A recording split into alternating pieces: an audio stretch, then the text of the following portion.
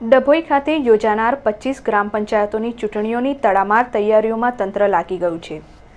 ડભોઈ તાલુકાના 25 જેટલી ગ્રામ પંચાયતોની ચૂંટણી જાહેર થઈ ગઈ છે, જેની તૈયારીઓના ભાગરૂપે ડભોઈ ખાતે બૂથ પેટીઓ વડોદરા ખાતેથી લાવીને ડભોઈ ખાતે બંદોબસ્ત હેઠળ મૂકવામાં આવી હતી।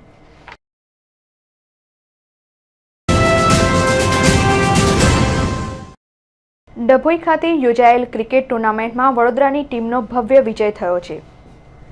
ડભોઈ ખાતે કોલેજ ગ્રાઉન્ડ પર વિવિધ ગામ શહેરની કુલ 110 ટીમો વચ્ચે દર્ભાવતી નાઇટ ટુર્નામેન્ટનું આયોજન હાથ ધરવામાં આવ્યું હતું, જેની ગઈકાલે રાત્રે યોજાયેલ ફાઇનલ મેચમાં વડોદરાની બે ટીમો સામસામે આવી હતી, જેમાં જોની બોય અને અજમેરી ટીમ વચ્ચે રમાયેલ ફાઇનલ જંગમાં જોની બોય ટીમનો ભવ્ય વિજય થયો હતો।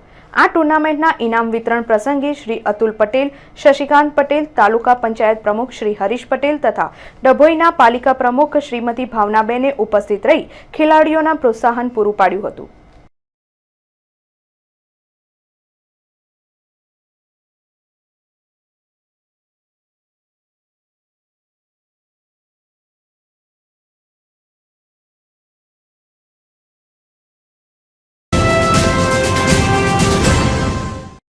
વડોદરાના ફતેગંજ વિસ્તાર પાસે કમાટીબાગના પાછળના ભાગે એક અજાણ્યા વૃદ્ધની લાશ મળી આવતા આ વિસ્તારમાં લોકટોળા એકત્રિત થઈ ગયા હતા। પ્રાપ્ત વિગત અનુસાર આજે બપોરના સમયે એક વૃદ્ધાની લાશ ઝાડીમાં રાહદારને જણાઈ હતી। વૃદ્ધાની લાશ પડી રહી છે એ વાત વાયુવેગે પ્રસરતા લોકટોળા એકત્રિત થઈ ગયા હતા। પોલીસને જાણ કરતા ઘટના સ્થળે પોલીસ દોડી આવી હતી। લાશનો કબજો મેળવીને પોલીસે લાશની ઓળખવિધિ કરવાની તજવીજ હાથ ધરી છે।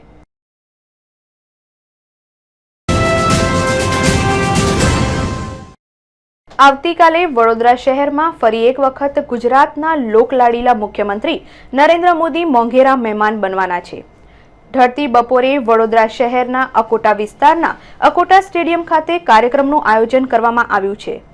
ફરી એક વખત વડોદરા શહેરનું સાબદું તંત્ર કયાગરા વિદ્યાર્થીની જેમ ઉનાળાની કાળઝાળ ગરમીમાં મોદીજીની સરભરામાં કોઈ કચાશ ન રહી જાય અને કાર્યક્રમ સફળતાને વરે એટલા માટે હર હંમેશની જેમ કાર્યક્રમની તૈયારીઓ પૂરજોશમાં ચાલી રહી છે।